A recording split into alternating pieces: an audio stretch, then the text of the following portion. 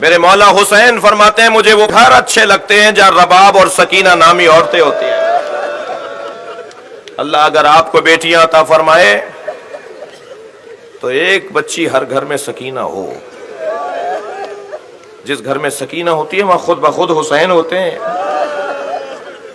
جس گھر میں رباب ہوتی ہیں، بڑا جگر ہے ان بیویوں کا، بڑا حوصلہ ہے جناب رباب اور رباب جیسی ماؤں کا۔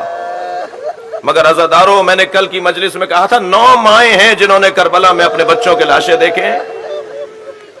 ان 9 ماؤں میں ایک ماں جناب رباب ہے۔ جب کبھی کربلا میں حسین کی قربانی کو یاد کریں تو جناب رباب کو ضرور یاد کیا کریں۔ میرے ایک ہندوستان کے ملنے والے میرے دوست مولانا فرما رہے تھے کہ بنارس میں ان کے گھر سے، ان کے امام بارگاہ سے جلوس نکل کر کربلا جاتا ہے۔ روز عاشور تعزیے کا جلوس نکلا تو وہ اس رستے پر آگے چلے کہ جس رستے سے جلوس کو گزرنا تھا، تو کیا دیکھا کہ ایک بڑے چوراہے کے اوپر ہزاروں کی تعداد میں ہندو عورتیں کھڑی ہیں۔ کہنے لگے جب قریب گئے تو ایک اور بات محسوس ہوئی کہ ہر گود میں ایک دودھ پیتا بچہ ہے۔ اجرکم اللہ، اجرکم اللہ۔ مولانا فرمانے لگے جب ہم برابر سے گزرے تو ایک عورت نے آواز دے کر کہا بھائی مسلمان لگتے ہو؟ تو میں نے کہا ہاں مسلمان ہیں۔ کہنے لگی بتاؤ بابا حسین کا جلوس کب آئے گا؟ تو مولانا نے کہا میں نے پوچھا کہ تمہیں بابا حسین کے جلوس کا انتظار کیوں ہے، سنیں گے؟ تو ان میں سے ایک عورت نے کہا تمہیں نہیں پتا آج حسین کا بچہ بھوکا مارا گیا تھا، ہم آج اپنے بچوں کو دودھ نہیں پلاتے جب تک تعزیے دفنا نہ دیا جائے۔ 1400 سال گزرنے کے بعد صاحبان احساس کے ہاں یہ جذبہ پایا جاتا ہے۔ مجھ سے ایک صاحب کہنے لگے مولانا اشرع اولا میں بعض گھروں میں مچھلی نہیں تلی جاتی، کوئی شرعی مسئلہ ہے مچھلی نہ کھانا؟ میں نے کہا بعض ہندوستانی خاندانوں میں کڑھائی نہیں چڑھتی، ہمارے ہاں کڑھائی نہیں چڑھتی 10 دنوں میں، محرم میں مچھلی نہیں تلی جاتی۔ شرعی طور پر تو کوئی حکم نہیں ہے، مگر مجھے لگتا یہ ہے کہ میرے کسی بزرگ نے جس نے یہ رسم ڈالی، جس نے یہ کام شروع کیا، اس نے امام حسین کا یہ جملہ سن لیا تھا اما ترونا کیف یتلذا، تم میرے بچے کو دیکھ نہیں رہے مچھلی کی طرح منہ کھولتا ہے۔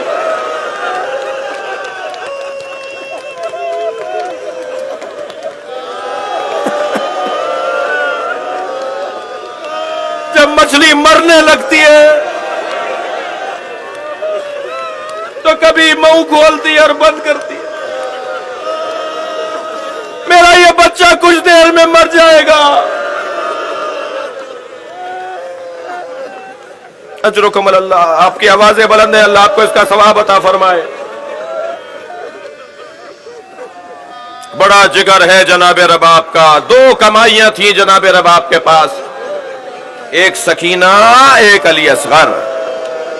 ایک کو اجلا سا کرتا پہنا کر امام حسین کی گود میں دے دیا، اور انیس لکھتے ہیں کہ جب حسین ابن علی نے اپنے بچے کو گود میں لیا تو بنا کر شکل مجاہد کی لے چلے شبیر، الٹ دیا علی اصغر کی آستینوں کو۔ اے میرے لال تم بھی تو مجاہد ہو۔ لے کے چلے میدان کربلا میں، دشمن کو خطاب کر کے فرمایا اگر تم مجھ پر رحم نہیں کر رہے، مجھے پانی نہیں دے رہے، تو اس بچے کو پانی پلا دو، اس نے کیا قصور کیا ہے؟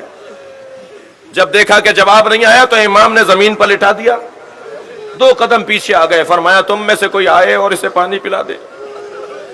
جب یہ بات بھی امام حسین کی نہیں سنی، امام نے اپنے بچے کو گود میں لیا اور میرے مولا نے فریادیں کرنا شروع کی۔ یہ وہی فریاد ہے کہ جب پلٹے ہیں تو جناب سکینہ سے کہا جب کوئی چاہنے والا ملے، جب وطن جاؤ جب کوئی چاہنے والا ملے تو انہیں کچھ باتوں میں سے ایک بات مولا نے جو فرمائی، یہ ضرور کہنا کہ اپنے مولا کو یاد کیا کرو جب پیاس لگے۔ جب تمہیں پیاس لگے تو اپنے مولا حسین کو یاد کیا کرو، اور یاد کیا کرو کہ تمہارا مولا کیسے پانی مانگ رہا تھا۔ اللہ اکبر۔ عزادارو، جب میرے مولا نے بچے کو آگے بڑھایا، یزیدی لشکر میں کوہرام بپا ہو گیا۔ آواز آئی پسر ساتھ کی اے حرملا حسین کے کلام کو قطع کر دے۔ سنیں گے عزادارو، حرملہ نے 3 پھلوں والا تیر جوڑا.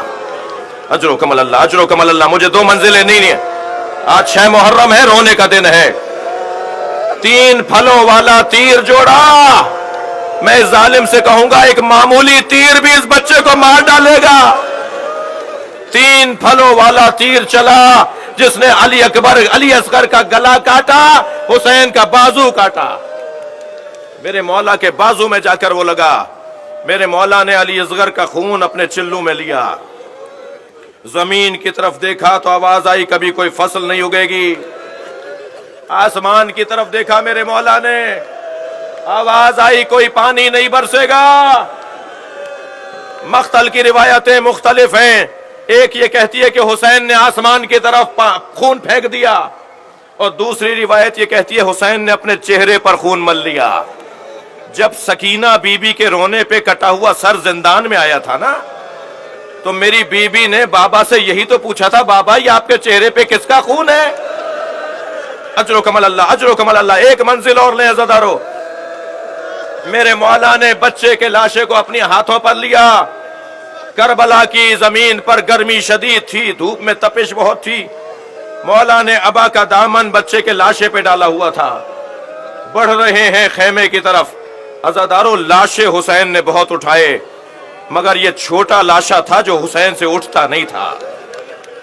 کبھی آگے جاتے تھے انا للہ، کبھی الٹے پیر واپس آتے تھے رضن بقضائہ و تسلیما لامرہ. کبھی حسین آگے گئے، کبھی دائیں گئے، کبھی بائیں. ہاتف غیبی کی آواز آئی، یا حسین دا، چھوڑ دو اس بچے کو، جنت میں دودھ پلانے والی حور معین ہو گئی. میرے مولا خیمے کے در کے قریب آئے. خیمے کے آگے جاتے ہیں، پھر پیچھے آ جاتے ہیں. آگے جاتے ہیں یہ سوچ کر کہ ماں کی گود میں دے دوں، پیچھے آ جاتے ہیں یہ سوچ کے کہ ماں دیکھ کر مر جائے گی. اسی کیفیت میں تھے کہ خیمے سے پردہ ہٹا. کیا دیکھا؟ سکینہ خیمے کے دروازے پہ کھڑی ہیں. تھکیں گے نہیں، تھکیں گے نہیں، مجھے 2 منزلیں اور لینی ہیں. میری بی بی نے دیکھا بابا کی گود میں بھیا علی اصغر ہے، ہاتھ پیروں میں حرکت نہیں ہے. میرے بھائی نے پانی پی لیا، سو گیا میرا بھیا. آواز دے کر کہا بابا میں بھی پیاسی ہوں، بابا مجھے بھی لے جائیے.